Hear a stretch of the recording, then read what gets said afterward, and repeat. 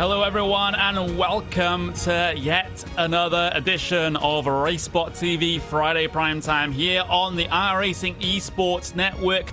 We head to Watkins, Glen for round number 5 of the IMSA Online Sportscar Championship. The boot layout to be exact, which is the usual one that you see in this sort of IMSA racing. I am Connery Medic. I'm joined by Ryan Walker for the broadcast here this evening. Paul Smith behind the scenes pushing those buttons and making all those fancy things work. We also have Istvan Ballo providing us our track TV cameras for this particular race. But Ryan, it's IMSA racing, it's Watkins Glen, it's basically going together like a horse and carriage. Yeah, absolutely. It's Watkins Glen's one of those iconic tracks when it comes to sports car racing. Anytime the series has came here in the past, it's always produced great racing, and I think tonight is going to be no exception. Yeah, absolutely. You can see round number 5 at the moment, getting ourselves towards the halfway point in the season at the moment. Next week we'll be heading across the pond to Barcelona. Circuit Barcelona Catalunya will be the host for the next race, then Silverstone to finish off April. And then we head into the month of May with all of those North American races. But before we get to that point, we have another North American race here at Watkins Glen. And, well, currently everyone out there just getting themselves their qualifying lap set at the moment. And as we've become used to throughout the weeks here, Ryan, the field is kind of stacked. And I say that looking at the average iRating for GTEs, for example, that stands at about 6,800. That is, well, it's high. Yeah, that's absolutely high, and looking at the caliber of drivers in that class as well, you've got the likes of Johnny Guende, you've got Patrick Heinrich as well, and Sebastian Donko, and Gianni Vecchio, and Govan Keen, and also Jorge Blascavals as well. So you've got a wide variety of drivers in that class. Yep, you really, really do. And of course, we actually have a pretty healthy Daytona Prototype field in terms of numbers, because when it comes to these sorts of races, usually we only see 6, 7, 8 of them. But for this race, we actually have 11 Daytona Prototypes. So still the smallest field of the 3, but it's good to see it have some numbers.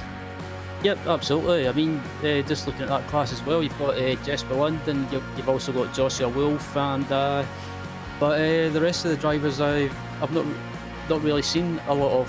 Obviously, I've seen Gustas Grimbergus as well from Spa last week at Spa. So those drivers are worth keeping an eye out on that class.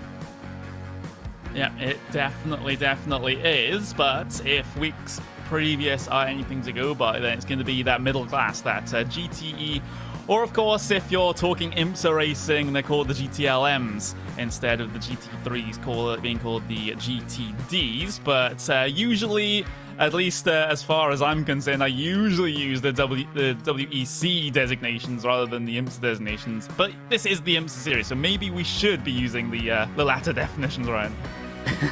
Yeah, I have to admit, I do get mixed up as well sometimes, or have a bad habit of calling GT, GT Pro, and GT3, GT8, GTEM. But yeah, I think once you get into it, you get used to it. So yeah, but GT3, you've got the likes of Josh Thompson as well, who is one of the quickest drivers in iRacing, and he's worth keeping an eye on. But also further down in that class as well, you've got Dennis Grabowski as well. So a couple of drivers that have been around in iRacing for a while, and who know how to win.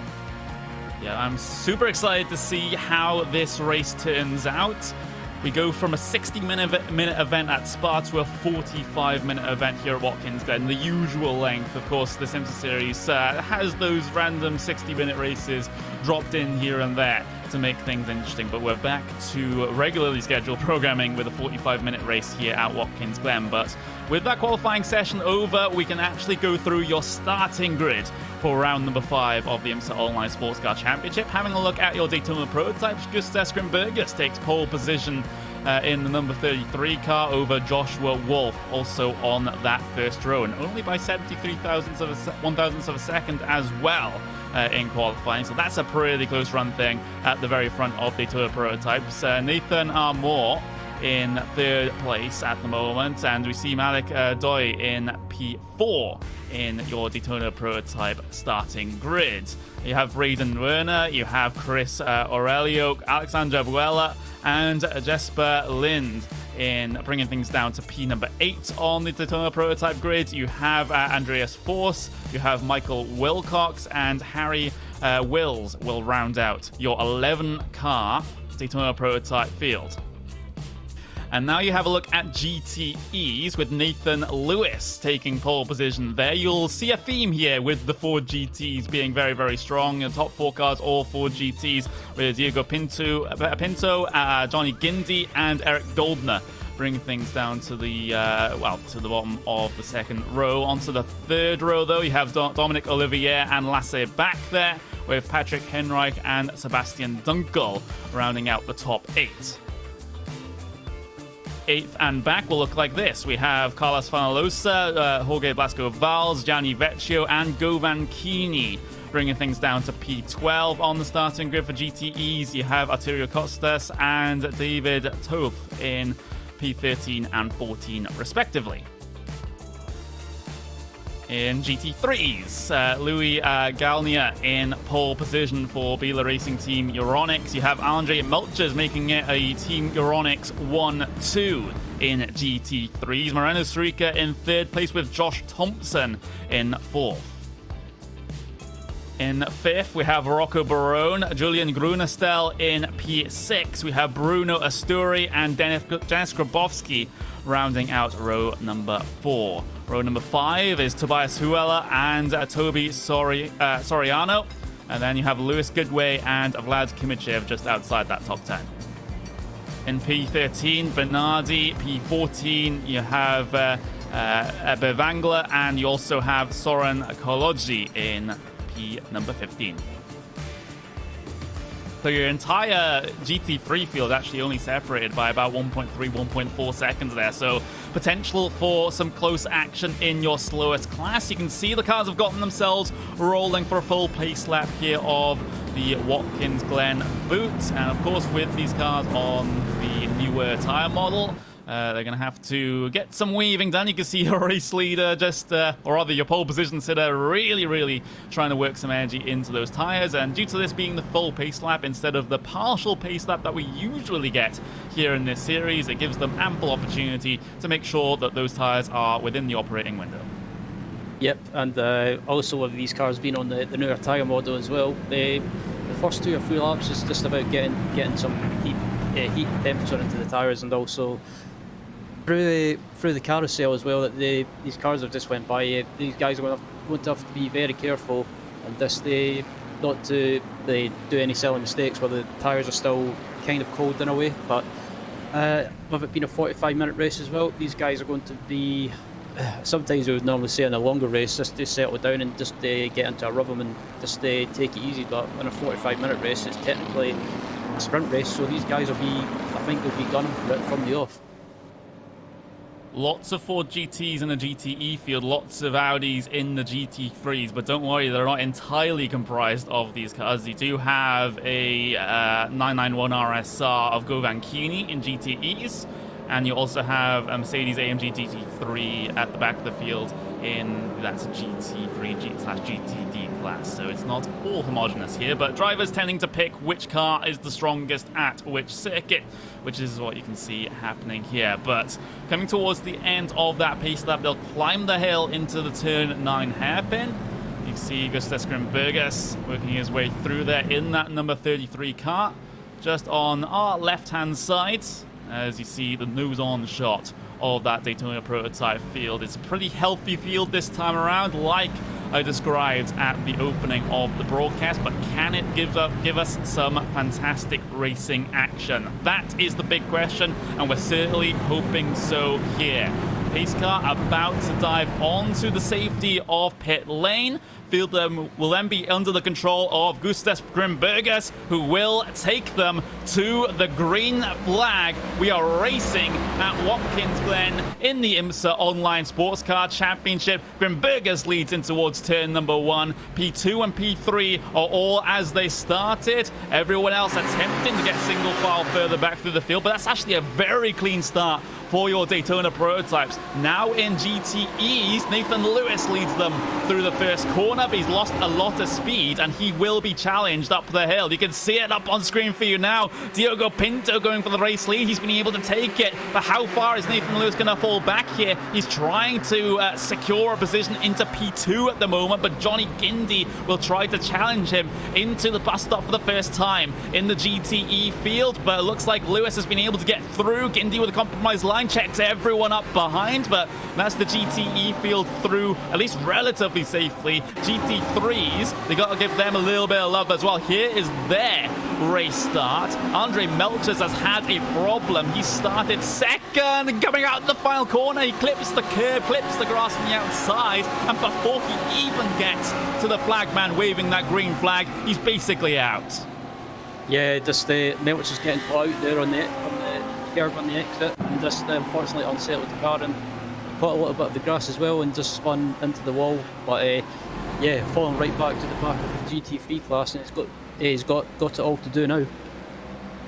Yep, he really has, and that is not what you want to see if you're from Team Euronics, because you had a 1-2 on the starting grid, and now it's just that lone car at the front of the field, Louis Aglania, who is leading that GT3 field at the moment. But first lap in the books then.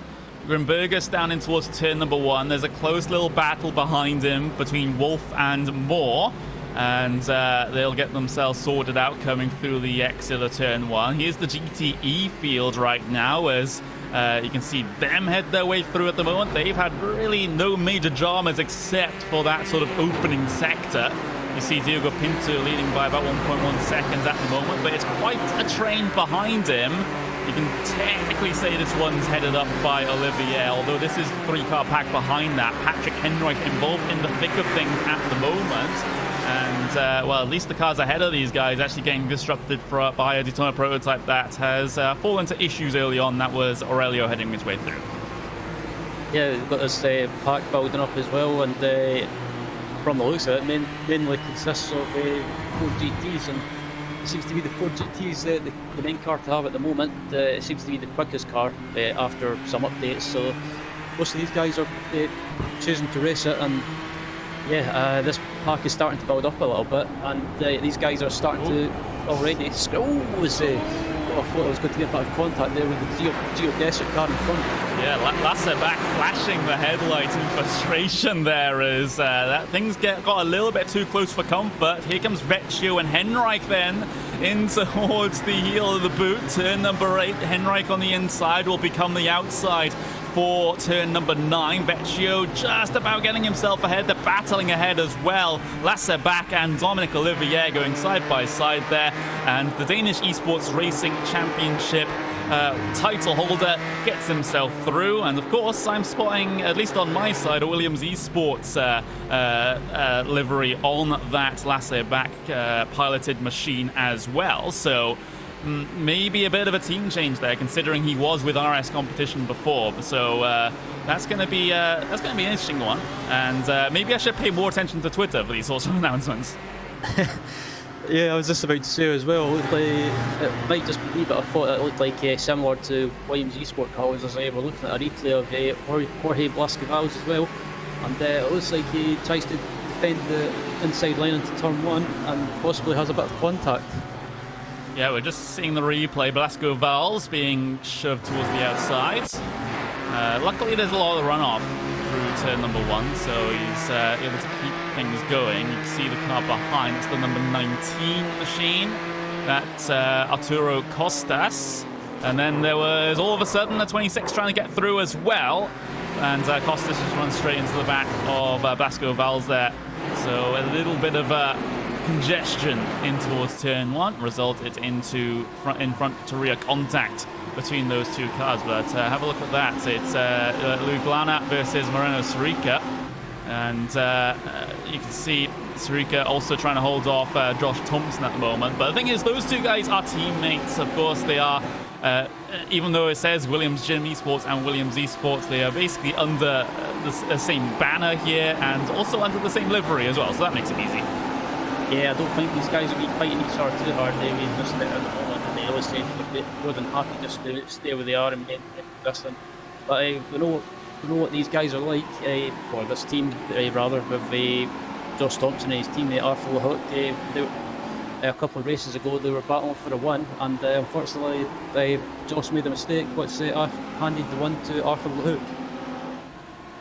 Yeah, so, you know, hoping, at least he's hoping that something like that doesn't happen here today. But we've already got 5 minutes into this race at the moment, and well, things going along well at the moment. And you're looking at the battle in the GT3 field at the moment. Galana still leads from Sarika from Thompson, but it seems like that little group is just closing up on each other. And if you look at the actual numbers, then that assumption will be correct, because Sarika gained about a 10th over Galana that time around, and Josh Thompson gained about half a 10th on that last lap as well. So these top 3 cars in GTDs or GT3s, whichever you want to call it. Oh, there's a car off. That's Dominic Olivier. Geodesic Racing have had a bit of a spin there. That is actually coming through to the start of the boot section. Let's see what's happened here with the driver of the number 20. Was he helped around, or was it done all on his own? That's the question. He has a couple of cars behind him that really want to fight, coming down in towards... There we go. A little bit of contact is enough to try to spin these cars around sometimes, and Olivier finding the, well, that unfortunate fact. But it was a bit of a lunge from that pink Ford GT behind.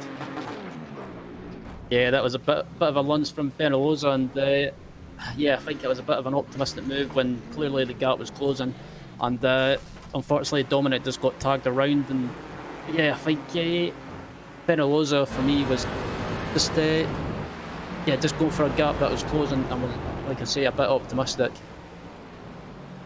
Yeah, look at this though.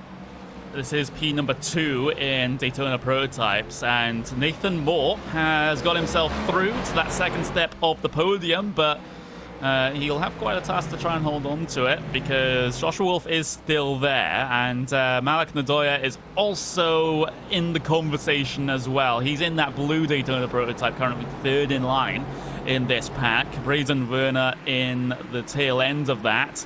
Back to... Oh, Fenalosa's gone off again out into the grass. Is this all of his own doing, or is it more contact? And I'm afraid to say it is more contact. It was side by side with Henrich into the bus stop, and well, Henrich is still alongside by the time that second apex arrives, and Fenalosa just cuts across his nose. Dunkel has also had a problem. Yeah, just look at the replay of Dunkel as well, and it looks like is it going to be the same similar sort of move? Oh, he just gets tagged around into the wall. Yeah, not a lot he could have done about that, unfortunately for him. So, yeah, a lot of GTE drivers having problems at the moment. Some of it self-inflicted, some of it very much not, and I would categorize that last one as the latter for Sebastian Dunkel. But looking at him right now, at least he has time to recover from that in this race. Maybe he will have a bit of damage as a result of that, but, you know, it's still the very early stages of this race, so you can pick up positions for drivers that have problems a little bit later on and make that iRating loss seem just that little bit less. But meanwhile, this GT3 battle is still looking promising, even though that spark hasn't ignited the Inferno just yet. Yeah, Sarika and Thompson are still maintaining position, but in a way, they're also kind of losing touch with the leader just a slight bit, because yeah, these guys, maybe, I don't know, if I was this team and they were on Discord or TeamSpeak or whatever they use, I would maybe be suggesting to them to maybe switch around and see if Thompson can maybe try and get around the leader. Yeah, I mean, you know, team order's not a foreign concept as far as, I mean, sim racing in general, iRacing is concerned. But right now, I can't really justify just Sarika just opening the door for Thompson at the moment. Thompson is not riding his rear diffuser at the moment, like this battle. Grabowski and Asturi at the moment. It's going to be side by side into the bus stop. Asturi on the outside, Grabowski on the inside initially. Asturi cuts back towards the inside. He tags the back bumper of Grabowski as he has to go across the grass, but that was well held there from the driver of the 21. And now Goodway looks to try and pick up the pieces. He's smelling blood in the water, and he might be able to gain one position here. And Grabowski has a slowdown penalty he has to serve, and he actually uses it to block Asturi, and that means Goodway actually picks up 2 positions on the price of 1. Yeah, that I have to say, even though it was a slowdown, and yeah, that was in a way great driving, but also great driving from the person that basically jumped at the chance to overtake 2 cars in one move. He took that chance and went by both of them around the outside. Yeah, Asturi leaving it a bit late there. As soon as he was cutting back across to the right, he just tagged the rear of the Audi in front of him and pushed him across the grass. But look at this. Now, because he had to go across the grass to try and save that slowdown penalty, that means Goodway was basically given a free pass on both of them because Asturi was on the wrong line to try and get through on that car saving the slowdown penalty. So he was basically boxed in, and Goodway is just in the right place at the right time. There's yet more battling in GT3s. What is it with these guys at the moment? Bernardi and Serrano is the battle on screen at the moment. Bernardi deeper on the brakes, able to make sure the position is defended into turn 1. He does have a bit of a messy line coming off the corner. That gives some momentum to Serrano coming up the S's, and he's basically pushing him at the moment. And careful when you go through those S's doing that, because you can find that front car in the barrier sometimes. Now Serrano just sitting inside of that draft. Bernardi thinking about going defensive. You can see the body language of that Audi suggesting a defense to the inside, but he returns back to the normal racing line, and these guys maintain the status quo. Yeah, I have to say, there's been some silly moves or some silly mistakes in this race so far, but I have to say, in every pass at the moment, there's a battle everywhere you look, and also as well, even though it's a 45-minute race, some of these guys want to try and get the best track position possible before the pit stops to try and make their strategy work. So some of these guys are deciding to go for it early and make some moves, and other people are deciding to just play easy and before the pit stops. But on board with Malado at the moment, just behind Joshua Wolf. And Joshua's been around in the iRacing service for quite some time. He races in various leagues. Also, he races in the Majors League and a few other. He's raced in some endurance leagues in the past, and he's more than a safe pair of hands. And on his day, probably one of the quickest or most consistent drivers on his day. He really is. Looking at that GTE field, Vecchio is up 8 positions at the moment, so he's been on a bit of a charge to the field by all estimates, and now he's in a podium position. You can see some close potential action in Daytona Prototypes as well. So everyone, at least at the moment, separating themselves out. But as we've seen from this race so far, everything can go very crazy at any moment, and Aurelio might have just found that one out through the heel. Yep, just look at the replay of him. Just see what happened on the break, and it looks like I'm guessing he's caught the grass on the outside, or maybe just lost the rear end. And yeah, he just lost the rear on entry. Yeah, so the driver from New England having a slightly embarrassing spin through the heel. He would have been hoping that we didn't quite catch that on our replay, but we did, so you're just going to have to deal with it. But 31 minutes left in the race now. Of course, you did allude to it, Ryan, that we do have one scheduled stop to complete here this evening. So it's going to be fuel only.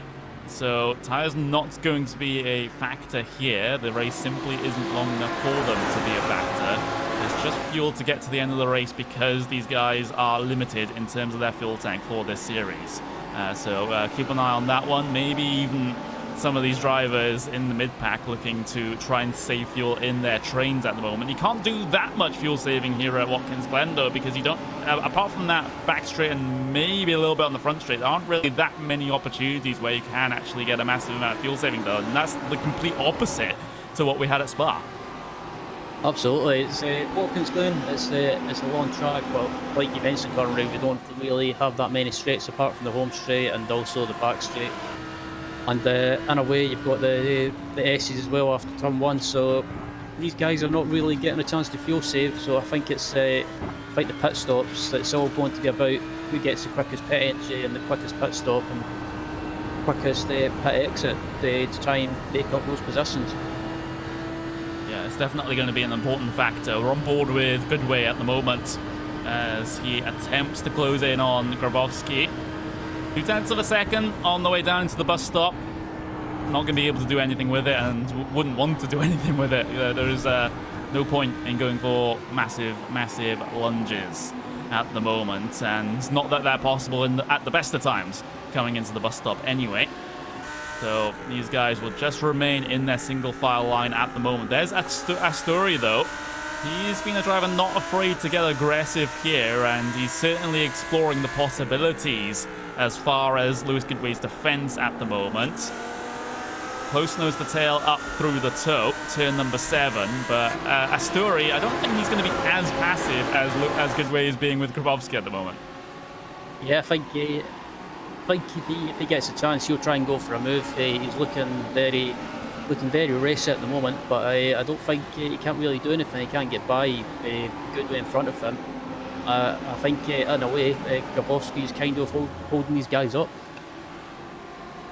You could say that. I'm just having a look at the lap times at the moment. Grabowski 1:46.1. It was actually a bad lap from Goodway that last time around. He was actually half a second slower than what Grabowski was able to manage. Asturi did a 1:46 flat, although these times will update as they come across the start-finish line this time around. Another 1:46 flat from Asturi, consistent.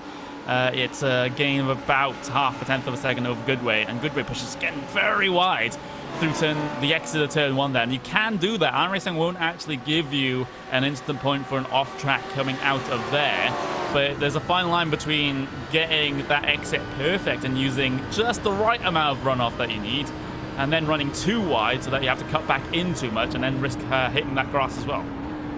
Yeah, it's one of those corners, turn 1, is basically you want to try and get as good an exit as possible to try and carry that speed up through the S's and onto the straight as well, heading to the bus stop.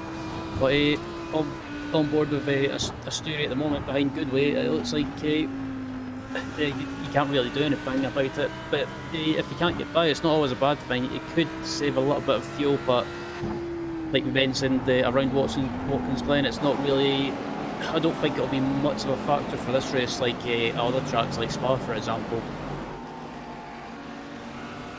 Yeah, and, well, these guys negotiating things well at the moment. We have seen a couple of incidents, but no absolutely massive pile-ups so far. And when you talk massive pile-ups and lots of incidents, my mind instantly gets casted back to that round we had at Lime Rock Park, which is something I prefer to forget, and I think many of the drivers would prefer to forget that round as well.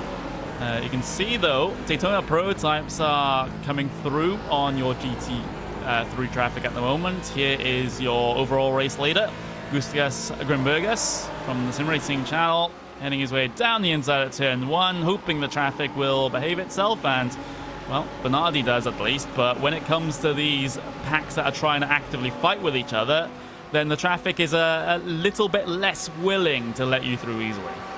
Yeah, especially when the F's are coming through now. You can try and get by the GT traffic in the S's, but it requires a bit of cooperation between both classes, and at the moment the leader Grimbergas has not had any issues getting by the traffic, and he's not really lost that much time. Yeah, not that much time. He holds a 2-ish second advantage, actually 2.3 second advantage. So actually he's increased since he went past the start-finish line. So he's gone through very efficiently on the traffic, and Nathan Moore's going to lose a bit more time behind these guys at the moment because he's caught them, well, coming through the chute and then now into the toe. It's going to be a bit difficult for him to pick a line, but he's been able to time it well down the inside. And, well, Asturi and Goodway will now try to look to decide between themselves which line they want to take into the heel. Yep, and yeah, just looking at his GT traffic as well, it's starting to really bunch up now, and Joshua Wolf is starting to come through this GT traffic as well, and it looks like he's losing a bit of time. He's not managing to get through it as quickly as he hoped, as he goes by one of them now, and he should get the rest of this GT traffic on the home straight as he tries to go round outside in the final corner. That's a bit risky, Josh. As yeah, Joshua gets by the GT traffic now, and yeah, this traffic is all bunching up now. So there's contact in turn 1 as yeah, one of them spins out. As yeah, one of the other DPs is coming up through the aces as well, and as yeah, that was an RD that spun in turn 1, and just looking back at the replay, and it looks like he tried to make a move up the inside and just barsed his way through and lost it on the exit, and yeah, that was unfortunate for him, but he manages to get going again, and doesn't seem to have that much damage.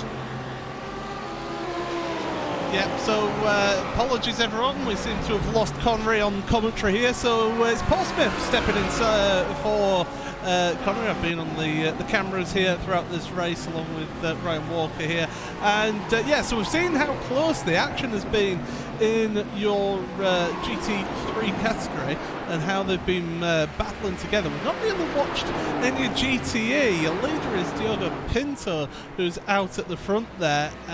He's about 3.5 seconds ahead of Nathan Lewis, so those two are separated, but there's a battle for third place between Gianni Vecchio and also Lasse Bach, as Chris Aurelio has a little issue down in the chute, and so he's had to drop behind these two. We'll try and get a replay of that for you, Ryan. Yeah, absolutely. As just look at the replay now as he comes round the carousel after the bus stop, and yeah, it looks like under braking he might have just lost it again, and yeah, it's under braking, he just loses a rear again, and actually manages to hold it quite well. We're going to stay on a replay, and we're going to actually have a look at Michael Wilcox for the UK and Ireland man, as he's coming around the turn number 9, because I've noticed on the timing screen that he's had possibly a little bit of an incident, or is it that he's off down onto pit road? Well, we'll soon find out what's happened here. Oh, he's going to be back end snaps, around he goes, and he thinks, do you know what, this is a good time to get my pit stop done here. Yeah, absolutely. That was a good think by him. He doesn't, in a way, he won't lose too much time. He'll probably only lose about 5 to 6 seconds after that spin, and like you say, decides to come into the pits and make his mandatory pit stop. As look at the replay of, I thought it was a replay of one of the GT leaders, but yeah, GT at the moment it's still being led by Diego C. Pinto, so it seems to be pretty much in dominating form at the moment, and also GT3 is still being led by Glen and closely followed by Sirico and Thompson. Hello everyone, I'm back. A slight issue on my side, but we're back into the action. Thank you very much, Paul, for featuring during the broadcast during that time. And we can get things back to how things are, well, normally done here on the IMSA Online Sports Car Championship. 21.5 minutes left remaining here in the session. And, well, Ryan, just keep me updated as to what's happened in the about minute or so that I was away. Yeah, just basically a couple of incidents for a couple of drivers, or a couple of incidents that happened to a couple of drivers, I should say. Just a couple of drivers having a couple of little spins or half spins, and at the moment it looks like the mandatory pit stops are starting to happen as we speak. Yeah, you can see a couple of cars on towards pit lane at the moment, and it looks like Daytona Prototypes are the order of the day as far as pit stops go at the moment. You see Harry Wills heading his way onto the safety pit lane as well. So, you know, it's what we usually see as far as these Daytona Prototype pit stops being the first ones to happen. You see Louis Galania and Renault Surica. You can see the green lap time delta is on the part of Surica here. He's done a very good job over the last couple of laps to at least reel that gap in bit by bit. a big gain on 2 laps ago by about 2.5 tenths of a second, and now he's in the position where he can really apply the pressure to that leading GT3 car coming towards the end of this first stint now. And Surica, of course, an accomplished racer in his own right, he's been in this situation many times, and for sure he knows how to manage it. But with pit stops looming, does that change his sort of attitude towards this battle here, or is he just gonna go to what his regular plan is? As Grisco Scrambergus down towards pit lane, that is your overall race leader in. Yep, and yeah, regarding the plan for the pit stops, I'd probably just say just stick to the plan that he's had at the moment, or had set in stone before the race, and just basically stick to it. But if he's been held up a little bit, dive into the pits and maybe try an undercut, as most of the DPs are diving into the pits now, including Josh Wolf and a few cars behind. Yeah, the Gustav Scrambergus just about coming out ahead of Nathan Moore. That was the battle for the overall race leader coming out of the pit lane, and immediately they're into a bit of traffic as Grimbergus has to swing wide to get around the GT3 machines, although Moore, there we go. Oh, he won't be able to find a line. He'll have to stick behind them. Coming through the bus stop, that's going to be a bunch of lost time now, because this will also be ahead of him when the carousel arrives, and he now has to go the long way around and has to try to find the gaps on this traffic, and Moore is just meeting the traffic in just the wrong places here at the moment, and you can see that gap has now extended from what was a couple of tenths of a second in pit exit now up to about 1.5 seconds. Yeah, Grambergus is managing to take advantage of the traffic at the moment and just try and stretch that gap out a little bit to move behind him, who's been basically held up in traffic and losing a ton of time. But he's not doing anything risky, though. It's kind of, sometimes in a way in these races it's better to sit back and maybe lose 1 or 2 seconds rather than take a risk and possibly ruin your race. Yeah, that's the thing. You have to be very careful with the lap traffic sometimes. It requires at least patience and of course a lot of awareness on both parties there. As you see GT cars coming on towards pit lane, there's a lot of traffic coming on towards pit lane at the moment. This is vast majority GT3s coming down in at the moment, and it looks like basically the entire field, with the exception of 2 GT3 machines, have decided to come in and get their pit stop service done now, and a very fast service it is as well. They'll actually come out with GTE cars still on the circuit. There's this potential to get very sketchy. There's a very close run thing between Surica and Lasse back there as 2 teammates, which would have been awkward, but they're able to not make contact and not have an embarrassing moment. Yeah, it's these the top 3 in GT3 have came out basically in a bunch of GTE traffic, and the Williams Esport guys have managed not to get caught up amongst themselves and kind of just make it easy. So Surica went back out in front of his teammate Josh Thompson, and it's the top 3 in GT3 is basically the same as it was before the pit stops.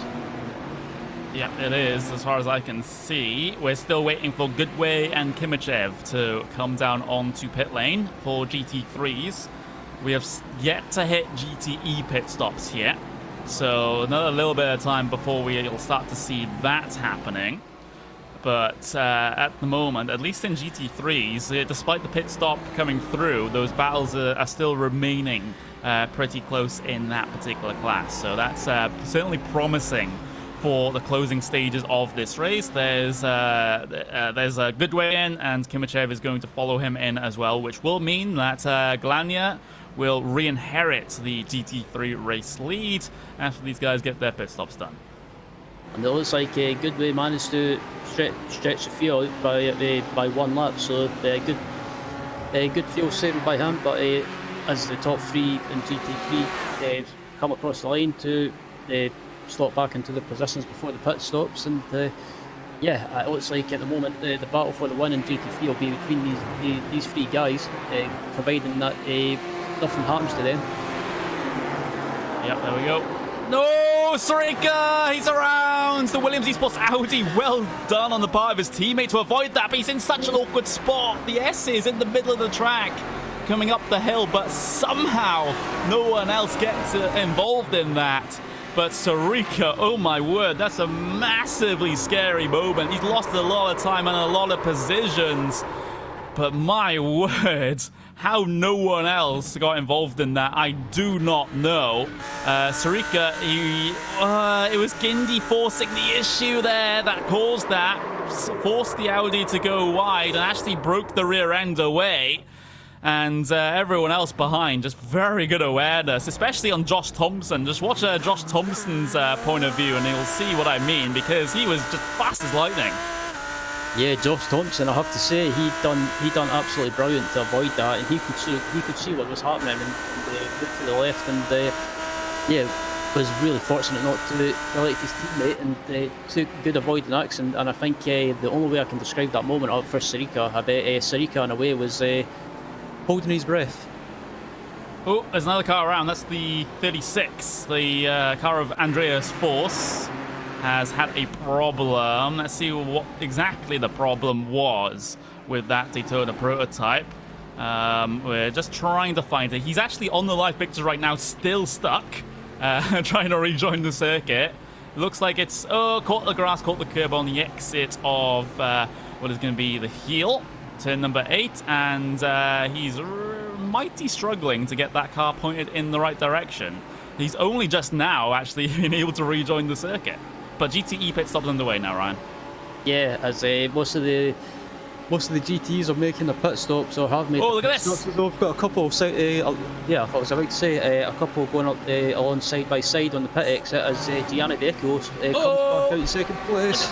Oh, behind this, it all gets a bit tight as those GTEs are trying to rejoin the circuit. It was Nathan Lewis and Gianni Vecchio that were going side by side down the pit lane to finish their stops, and Lewis just comes out the worst in terms of the traffic as he basically got boxed in coming up the S's and had to dramatically lift out the throttle to avoid causing an incident.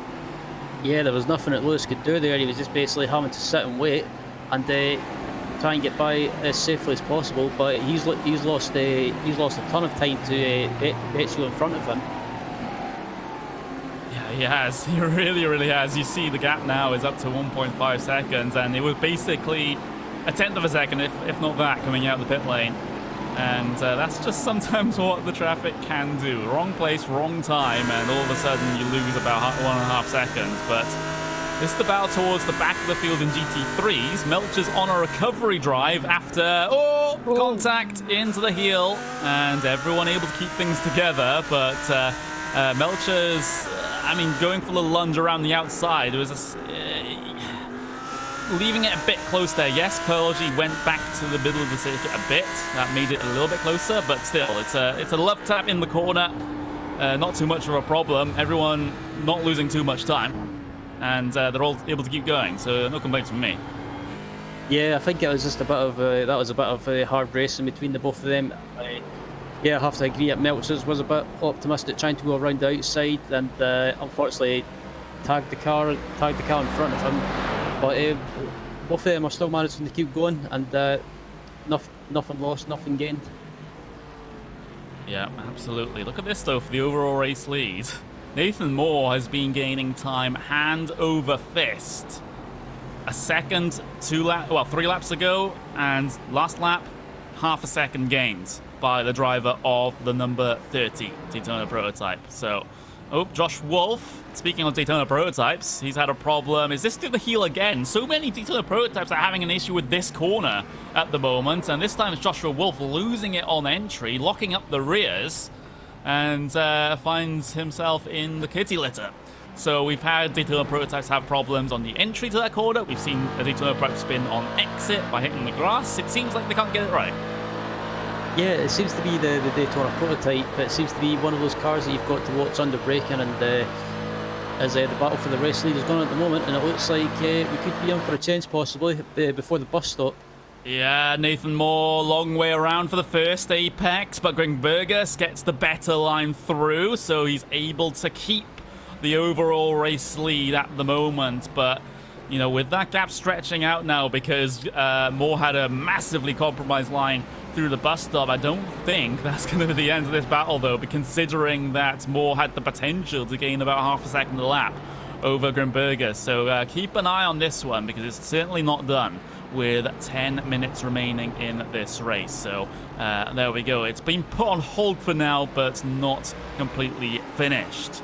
In GTEs, you can see them leading their way through on GT3 traffic at the moment. And, well, Patrick Henreich in 5th place at the moment, trying to chase down Lasserbach in 4th place. He's that Ford GT just ahead of him as they're coming up on yet more GT3 traffic. And it's battle for position as well, because Sereno and Asturi, they'll go side by side ahead of the GTEs here. You can see the brake lights on Lasserbach just way before the braking zone of the bus stop, just giving the GT3 space to have their battle, but he's just losing so much time to Henreich at the moment. He looks to try and go the long way around. Here comes Henreich on board with him at the moment as Bach gets more and more desperate to try and find a line on these GT3s. He's been able to get past one, but that has also opened the door for Henreich as well. So he's able to get through easily. The second base of traffic, Serrano, he doesn't want to slow down too much either. Otherwise, that puts him under threat from Asturi. So there's a lot of variables in this battle at the moment, and Henreich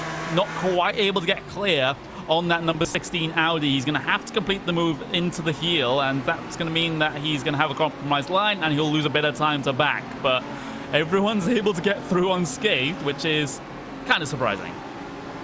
Yeah, I can understand why both GTE drivers want to try and get by as quickly as possible. They're in a battle, they don't want to lose too much time to each other. But also on the other hand as well, these guys in the GT3 class don't want to lose too much time either by having to slow down. But both of them have managed to survive. And whoa, there's a crash. Two different classes. Fenalusa, no end to issues for him today at Watkins Glen. What's happened here? 24 gets up his trumpet, pushes him wide. And, oh, Melchers, he has a completely unrelated issue that then collects a couple of cars. He even collects his teammate in the other Audi behind him. Yeah, I was about to say, Melchers collected his teammate, and I don't think that's going to go down very well between the both of them, or down with his teammate very well. And, this looks like Melchers caught the grass on the exit. Well, he had oversteer before he even hit the grass. It's just the grass exacerbated the issue. And tries to keep going, but he finds a Ford GT ahead of him. Not exactly sure the logic that Melchers was using there, but still trying to continue on. Didn't take the tow back to pit lane. So drama in the final 10 minutes of this race, but here's the overall race lead because here comes Nathan Moore. Left-hand side, driver's left-hand side of Grimbergus on the run down towards the bus stop chicane. Moore brakes very early. You can see Grimbergus just slingshot himself into the bus stop, but here comes Moore then. You realize the move into the bus stop wasn't on, tries it through the carousel instead. From our understanding, you can see Grimbergus actually has a bit of damage there to the rear end of that Daytona Prototype, which is why he's lost so much time to the man in second place. At the moment, you're riding on his roof, Nathan Moore, trying to find the race lead at the moment. He has 6.5 minutes to be able to do this. You can see how much mid-corner speed he can use through the toe at the moment. Grimbergus will push him all the way to the grass on the right-hand side, switches line. Grimbergus drifts over, make sure he only has a lane of space on the outside. Grimbergus still holding the race lead. Moore still in second place, but Grimbergus, do you feel that he's fighting a losing battle here, or is he actually going to be able to hold on for the final 6 minutes? I don't know. I think in a straight line, Grimbergus is losing a fight in battle, but on the other hand, Grimbergus is making this car as wide as possible, trying to keep Moore behind him. But I think if Moore can get a good run on the exit of turn 1 and carry that speed up through the S's, he could possibly get that move done before the bus stop. Here we go. Braking zone for turn 1. It was a little luck from Moore, but look at the mid-corner speed. It seems like he's able to... The car's so much more planted coming through these apexes than what Grimbergus is able to manage. A bit of aero damage, especially through the medium and high-speed corners, which is where he's really, really struggling. And now Nathan Moore can look again at a move into the bus stop, but he's only attempted this once. He backed out of the other one that he tried, and again, he's going to back out this time around, try and get the good run through the apexes instead, and look to try to fight another day. A bit too much out of that second to last apex there. He has to be careful because he can easily get a slowdown penalty. Yeah, Mir possibly might have had a slowdown, or if not, he's just got away with that. But, yeah, it just seems to be that Mir can't get by Grimbergus before the bus stop. So I don't know how Mir's going to get by. I think the only thing I can think of, it might require Grimbergus to make a mistake. And it's another lap now that Grimbergus doesn't have to really actively defend. I mean, he only needs to do that now for, well, another 3 times by my calculations. So 3 laps to go next time these guys head their way across the start-finish line. So that's the amount of laps that Grimbergus has to keep himself ahead at the moment. You can see the gap is now half a second between the two of them, but we've seen how quickly that can all be gobbled up by Nathan Moore. There might also be a bit of traffic that will influence this as well, and also Daytona Prototype's worst nightmare, same class traffic as well. So yeah, that's going to be a bit sketchy. It could influence how this battle turns out. Grimbergus through turn number 1, taking that characteristic wide line off the corner. The Audi just gets way out of the way, bails out of the situation. But look at this, Moore again has a fantastic run through the S's, but he's tried this basically 3 or 4 times now and still hasn't been able to do anything into the bus stop. Can he get it perfect this time? Can he just do anything as far as it comes to the carousel? But it looks like Grimbergus is absolutely nailing that bus stop chicane every time and is not giving Nathan Moore the opportunity to even get close into there, because Moore has now realized he can't make a move around the outside for the first part of the bus stop, or at least he's unwilling to, and he's sitting in behind. But now he's not in a position where he's close throughout the rest of the lap, although this might change now this lap as he tries to follow close to the toe. As we've got GT traffic in front as well, so this could be the moment for Mir to make a move and pounce, but he can't make a move right now, unfortunately, as the GT traffic they're closing right up now, and will the leader try and make a move up the inside? He tries to go for it, but he can't get it done. There's a move, there's a look. That DP has looked pretty strong so far this race, but this is a big task to try and hold on to this one. He's hoping that Ford GT slows up more, but it doesn't. He's able to get through on it very quickly as well. 2 laps to go now, getting themselves out of the final corner across the start-finish line.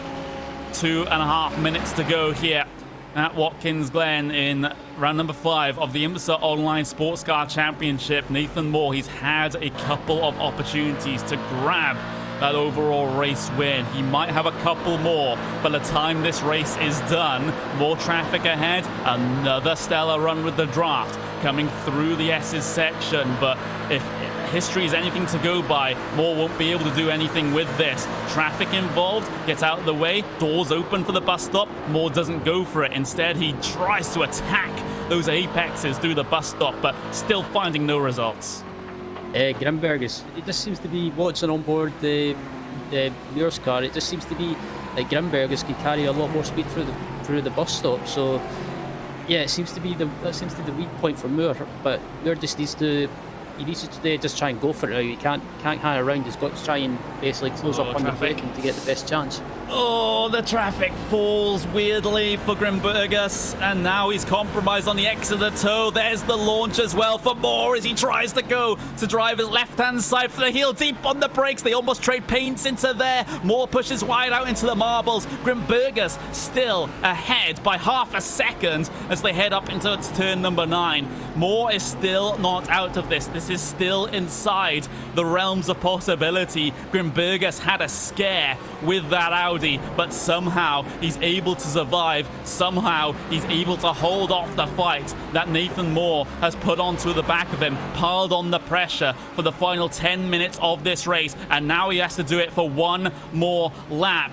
minute to go, one more lap into turn number 1. More, he needs to find something, and he needs to find it oh so quickly. Otherwise, he's just going to have to settle for second place. But every single racing driver wants that race win at any cost. Grimbergus leads at the moment. You can just see the massive amount of draft that Nathan Moore has at the moment. Can't do anything into the bus stop. That's been characteristic of the last 5 laps or so. It's a poor line through the bus stop, though. There's a bit of lap traffic ahead of these guys again. This time it's AMG Mercedes GT3. You also have a Ford GT just ahead of these guys that might fall in the favor of one driver or the other here. It still remains to be seen. You can see Grimbergus just at panic flashing the headlights down the inside of the AMG. They go and they get disposed of it very quickly. This might just be the chance that Nathan Moore needs, but it's going to be so congested coming down into the heel. He taps the brakes. He's passive into the heel, and now it has to be a final sector look. A final sector dive for Nathan Moore into turn 9. There was a defensive line for Grimbergus that might have just netted him the race win here. It's the final couple of corners now. None of them typical overtaking spots, so Moore might be down and out unless Grimbergus makes a mistake here through the final corner, and he won't. What a race. What a defensive performance. Gustav Grimbergus across the line. Checkered flag. He wins at Watkins Glen. Brilliant stuff at the very end there. That is awesome racing in the Daytona Prototypes. There's battling elsewhere, by the way, because you have Lasse Bach and Patrick Heinrich that are looking to duel here on the final lap. So will we see a fast foot position on the final lap? We didn't see it for the overall race lead, but we might get to see it for P number 4. Door left slightly open by Bach coming through the toe. Heinrich wasn't quite close enough to be able to pounce in that situation. Remember, there's also perhaps going to be a slight battle for P3 in GT3s as well, which we might have to pay attention to. But looking at this at the moment, Lasse Bach in 4th place, trying to hold off Heinrich, but he's safe through turn number 9, and typically that means those ahead have been safe through the final sector as well. There is your GTE race leader coming across the line. Diogo Pinto wins here at Watkins Glen, wrecks across the line, but he still comes home with that top spot, so it doesn't care at all. GT3s, though, they're looking congested. This looks like it's the battle for P3, 4, and 5. Going to be heading their way across the line. There's Louis Glania heading his way across the line to win in GT3s, and everything looks to be processional and single file further back as Grabowski is able to come across the line to take P3 in GT3s. But my oh my, Ryan, that Daytona Prototype race lead battle, it was tantalizingly close for Moore, but he wasn't able to manufacture a chance that he was able to capitalize on. Yeah, he had plenty of chances to make the move to try and take the win, but yeah, Grimbergus made that car as wide as possible and defended for all it was worth, and held on to take a well-deserved victory.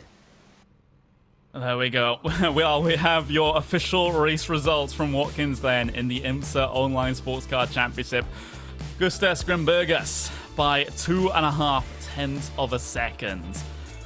Sometimes the official finishing results do not say all, but in this instance, it really does. Nathan Moore in 2nd place, and Malik Doyer in P3. Joshua Wolf P4, Jesper Lino in P5, Alexander Buella in P6, Michael Wilcox in 7th, Harry Wills in 8th place, Braden Werner in 9th place, and Chris Aurelio in 10th. And then your final position in your Daytona Prototypes will actually go to Andreas Forss as he DNF. In GTEs, Diego Pinto wins from Gianni Vecchio. Mind you, Gianni Vecchio actually biggest mover here today. He gained 9 spots to finish on the second step of the podium. Nathan Lewis in P3. Lasse back holding off Patrick Henry for P4. Goldner in P6. Johnny Gindy in 7th. Jorge Blasco Vals in P8. David Toth in P9. Sebastian Dunkel round out the GTE top 10. And then the last of the runners, Dominic Olivier, Carlos Fenalosa, Arturo Costas, and Govan Keeney bring things down to P14.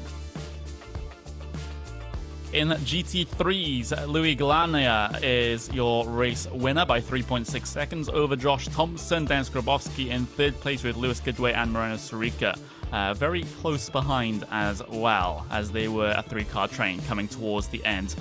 Toby Serrano in P6, Bruno Asturi involved in a lot of things here today in P7, Vlad Kimichev in P8 with Rafael Berry Anga in P9 and Soran Koloji in P number 10.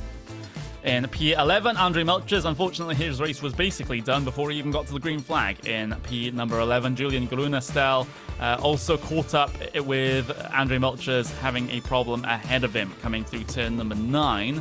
That meant that he now finishes in P12. Ariel Bernardi in P13, Thomas Hula in P14, and Rocco Barone rounds out your 40-car finishing results. And with that, that's the racing done, but don't go away because we have the post-race show for the IMSA Online Sports Car Championship on Racesport TV Friday prime time, just after this.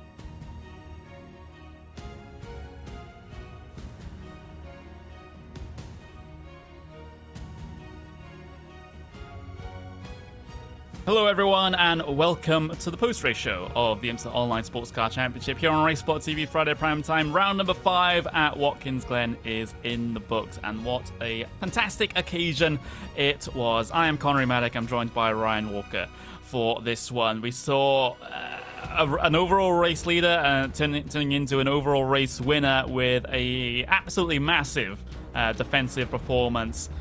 inside basically the final 10 minutes of the race. And that was 10 minutes of sustained pressure that Gustav Grimbergers had to deal with from Nathan Moore, and he just dealt with it. And it was not just pressure from Moore either. It was the whole situation with the lap traffic as well. How he's able to keep his cool there, I don't know.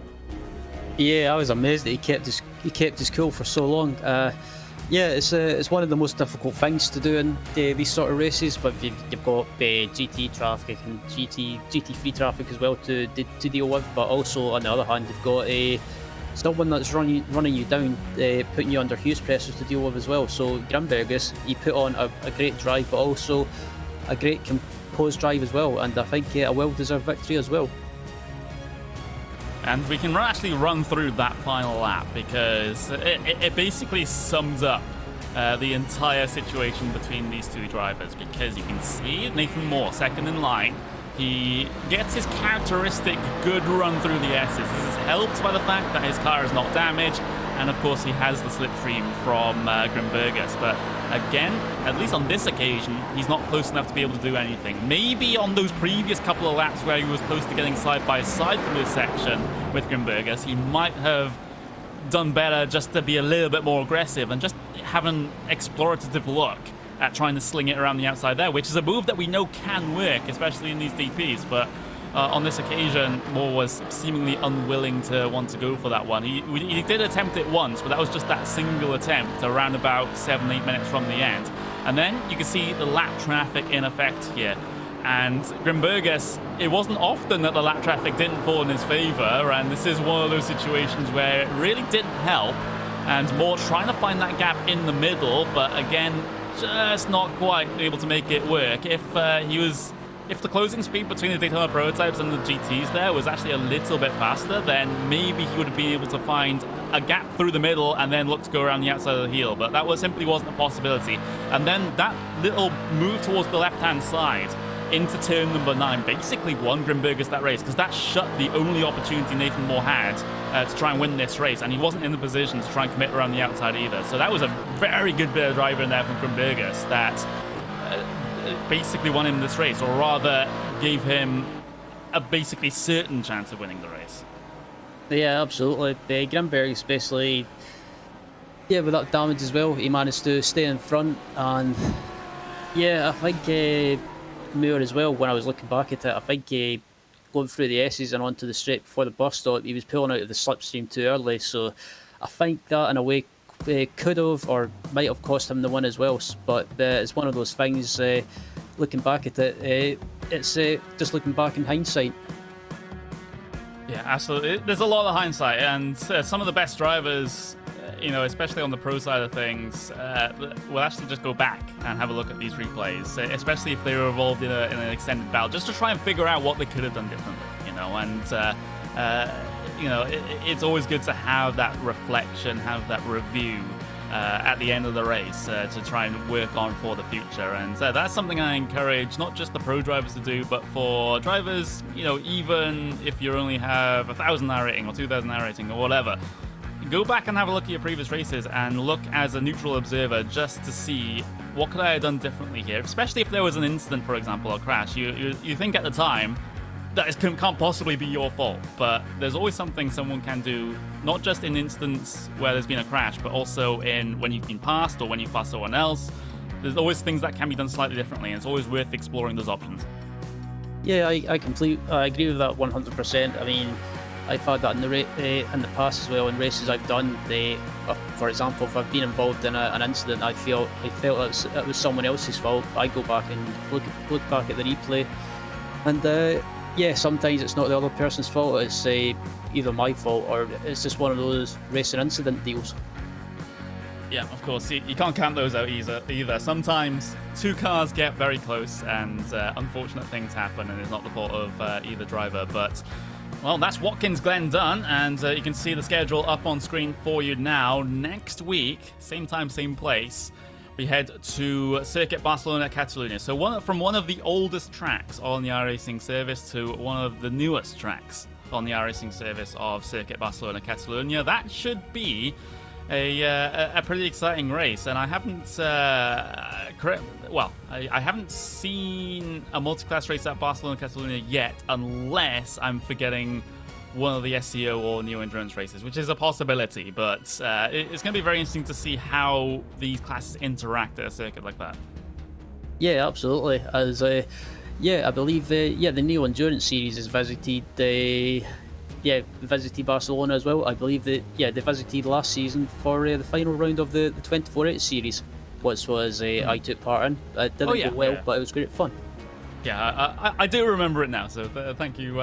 Thank you for reminding me, but it's going to be a very interesting affair indeed. Then we head to Silverstone, Mid-Ohio, Sonoma, Road Atlanta, Circuit Gilles Villeneuve, and then the street circuit. Well, it's basically 2 rounds finishing off the season that are street circuits at the moment. Circuit Gilles Villeneuve, you can count as a street circuit. Belle Isle, definitely a street circuit, and my oh my, that's going to be a very, very interesting situation, especially for multi-class endurance racing. But we'll see what happens when we get to it towards the end of May. But we've still got a good couple of races in April to go. That's going to be all that we have time for here on Race Sport TV Friday Prime Time. The IMSA Online Sportscar Championship round number 5 at the Glen is done. I've been Connery Maddock. That's been Ryan Walker, Paul Smith behind the scenes, and for a couple of minutes at least, making an appearance on the microphone as well, as Istvan Ballo has provided us our track TV cameras that we love to use here on Race Sport Broadcast. Go to trackcams22.com if you also want to use the same cameras. But with that, we are done. We are going to be heading to the next round in just a week's time, so join us for that. But until then, goodbye.